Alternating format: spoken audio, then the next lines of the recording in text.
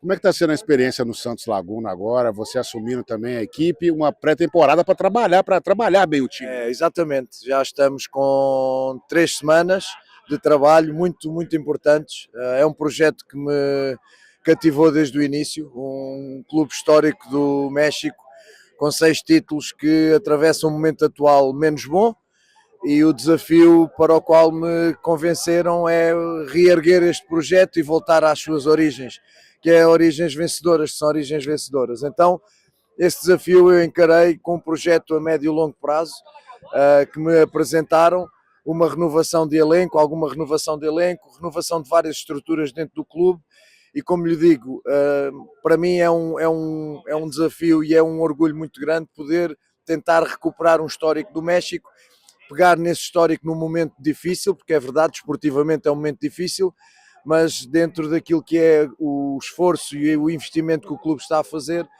é um desafio que eu estou a gostar bastante.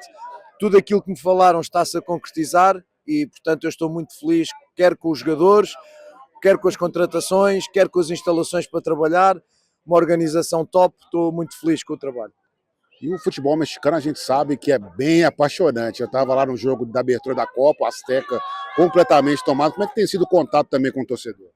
É um pouco isso, é um país muito futeboleiro, como se costuma dizer. De facto, ao contrário dos Estados Unidos, onde a cultura é mais enraizada no beisebol, no basquete, no futebol americano, no México não, o primeiro desporto é o futebol, não é? E então há uma matéria-prima, muitas crianças desenvolvem logo essa apetência pelo futebol.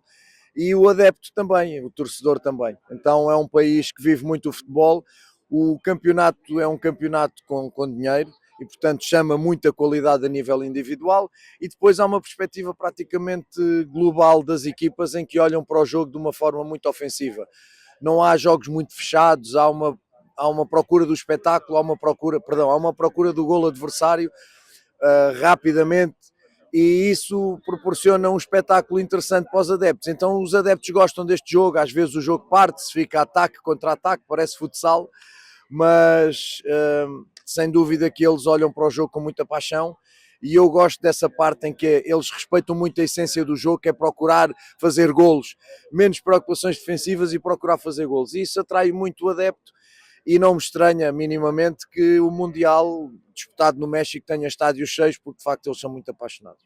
Como é que foi jogar aqui contra um time que está tentando se reconstruir, né? Um time que o Pelé jogou, Beckenbauer, grandes nomes do futebol. Como é que foi essa experiência? Simões, o lendário benfiquista, é da minha infância, não é? É da minha infância esse Cosmos. Lembro-me perfeitamente quando nos Estados Unidos começou esse projeto para começar para trazer as vedetas para cá, para começar a implementar o futebol e desenvolver o futebol. Depois o Cosmos acaba por desaparecer, foi uma tentativa mais ou menos falhada, que agora está outra vez a ganhar força com a MLS e com aquilo que a MLS está a investir. É um histórico, e eu, se me dissesses assim, pensava jogar alguma vez contra o Cosmos, eu pensava que não, porque de facto é um clube da infância que marcou muito nessa questão do Pelé, do Beckenbauer, do próprio Simões, que vieram para cá, mas pronto, é um clube que está a tentar reorganizar-se, nota-se, e que me parece que está a dar passos interessantes para depois poder chegar a uma MLS. Você recebeu alguma proposta aí do futebol brasileiro nesse período também, aí antes de assumir o Santos Laguna? Como é que foi o mercado para você também? Tive duas sondagens, uma mais efetiva, outra sondagem, mas uma praticamente proposta, mas eu decidi que não era o momento para voltar a trabalhar, e quis esperar um pouquinho mais, quis recuperar daquilo que me aconteceu no Botafogo, e depois daquilo que me aconteceu no Fortaleza, e portanto eu quis também, há um momento em que temos que pensar em parar, rever coisas que estão a acontecer, analisar projetos, e foi isso que eu quis fazer, e portanto estive ali um pouco à espera. Depois tive propostas do Chile, tive propostas do Paraguai, tive sondagens de seleções, mas de duas seleções, mas este foi o projeto que mais me convenceu, foi o timing também que eu achei que era o ideal para voltar a trabalhar, e portanto aqui estou muito orgulhoso. Você acha que o futebol brasileiro continua naquele problema de não ter tempo para trabalhar, de não ter uma perspectiva de continuidade? Eu lembro que o ano passado, basicamente um ano, você estava vencendo o PSG, né? E aconteceu o que aconteceu. Fez um ano dia 19, quando aqui estávamos curiosamente nos Estados Unidos outra vez e comentei isso com a minha equipa técnica, recebi algumas mensagens de jogadores para lembrar também esse momento. É um momento bonito na história de um grande clube como é o Botafogo. Eu já falei, o Abel já falou, o Leonardo Jardim já falou, os treinadores brasileiros já falaram, o Renato Gaúcho, enfim, toda a gente fala e eu, se me perguntar assim, qual é a opinião que tens sobre qual é o maior problema do futebol brasileiro, que é um país que produz jogadores com uma qualidade e uma quantidade fantástica, é um país, ao contrário dos Estados Unidos, onde a essência, as crianças nascem, crescem com uma bola debaixo do braço e, portanto, daí os 252 milhões, salvo erro, muitos milhões são para o futebol e virados para o futebol, por isso é um país gigante e um país futebolístico, mas eu não consigo conceber que os jogadores se desenvolvam sem treinar, se desenvolvam sem o momento do treino. O momento do treino, já disse isto em várias entrevistas, o momento do treino, e eu agora posso falar porque é assim, quando eu falei estava no Brasil e eu terminava sempre dizendo, eu já sei quais são as regras, eu quis vir e portanto não me estou a queixar. E não era uma queixa, era, se me perguntarem qual é o maior problema do futebol brasileiro hoje em dia, é claramente o calendário. Mas não é uma opinião minha, é toda a gente. E eu, como treinador formador, onde tive 18 anos no Benfica a formar jovens, todos esses jovens formaram com base no treino. Os jogadores desenvolvem competências com base no treino. É, como eu disse, é um bocadinho como ir à escola, tem as aulas, é o treino e depois tem o exame que é o jogo.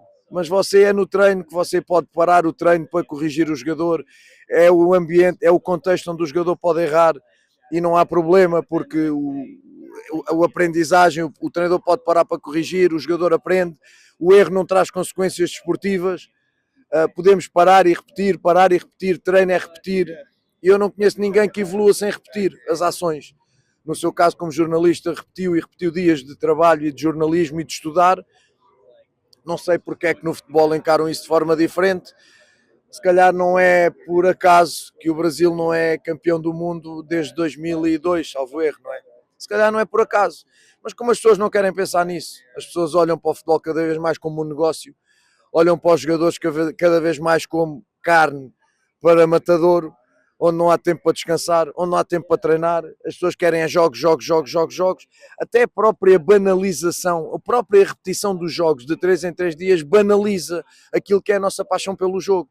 Eu lembro-me quando era pequeno, o jogo era domingo e eu tinha que esperar para o outro domingo pelo jogo. E era uma ansiedade, era uma espera, e hoje já é quarta-feira e amanhã já é quinta. E quando chegava ao domingo nós olhávamos para o jogo com paixão, valorizávamos aquilo que nós estávamos a...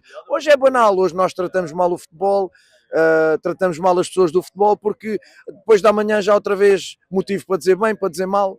Mas o pior que isso, que eu me foco porque isso são fatores externos, pior que isso para mim é ver um país com a capacidade de ter matéria-prima, mão de obra tão boa como o jogador brasileiro e não o poder desenvolver porque as pessoas não treinam. E não treinam porque não há tempo para treinar. E porquê é que não há tempo para treinar? Porque o calendário não permite. Enquanto as pessoas olharem para o ar e pensarem que o problema principal é o treinador, vamos substituir treinador. E já falo da CBF. Quantos treinadores já passaram na seleção brasileira e a seleção brasileira não foi campeã?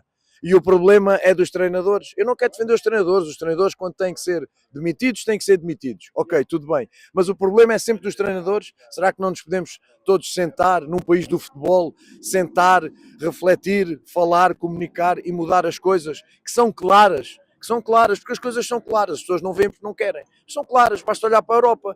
A Europa tem Champions League à quarta-feira e à terça, tem a Europa League à quinta, mas não é todas as semanas. A Europa tem semanas em que trabalhas de forma limpa de sábado a sábado ou domingo a domingo. As pessoas não querem perceber, quem sofre é o país e quem sofre é o futebol brasileiro. É a minha opinião. Uma pergunta também sobre o Botafogo, né? Você está acompanhando essa situação que está acontecendo? Você imaginava que o Botafogo passaria por algo assim, por tudo que está, jogadores saindo, dívidas, problemas? Imaginava. Basta perceber quem é o dono. Imaginava. Não tenho dúvidas nenhumas. Eu sabia e comentei isso com pessoas lá dentro. Basta perceber quem é o dono, quem é o perfil do dono. Mas nada mais que isso. Isto não tem nada a ver com ele ter-me despedido. Tem a ver com o que ele fez no Lyon, tem a ver com o que ele fez na equipa na Bélgica, tem a ver com o que ele está a fazer no Botafogo. Basta olhar para o histórico dele, porque ganhar uma Libertadores e uma Série B não lhe pode dar depois a margem para que ele faça o que está a acontecer no Botafogo. É um clube que eu amo, faz parte da minha história, eu amo o Botafogo, amo as pessoas que trabalham no Botafogo, no dia a dia as pessoas são todas, sem exceção, extraordinárias, apanham um grupo de jogadores fantástico, uma torcida que eu adoro, mesmo quando me criticou, e muitas vezes eu tenho que aceitar a crítica e aceito-a, porque às vezes era obviamente uma crítica normal, mas não deixa de ser a minha torcida, não deixa de ser, e olha que eu estou arrepiado a falar nisso, não deixa de ser a minha torcida que eu amo no Brasil, mas estava na cara o que ia acontecer enquanto este personagem estiver no Botafogo. Simples. Sobre o futebol português, sei que você tem acompanhado também do próprio Benfica, né? Que é um clube que você passou agora com uma mudança, a saída do Mourinho também. Sim, são ciclos que se acabam, são ciclos que começam, é normal o Real Madrid vem buscar o Mourinho, é normal que o Mourinho queira ir, não se pode dizer mal, não se pode dizer não ao Real Madrid, como é óbvio, mas são ciclos, o Benfica vai seguindo o seu trabalho, vai substituindo treinadores, vai substituindo jogadores, como todas as equipas, terá dias melhores certamente. Para finalizar, seu sonho aí com o Santos Laguna agora comandando essa equipe mexicana. O sonho é aquilo que eu digo e que eu falei com o presidente, com o diretor desportivo, o meu sonho é de facto recuperar o clube e colocá-lo no patamar onde ele já esteve muitos anos. É um clube recentemente novo, se nós medirmos o tempo de existência do clube e o número de títulos, é de facto impressionante, porque é um clube jovem, mas já está com muitos títulos.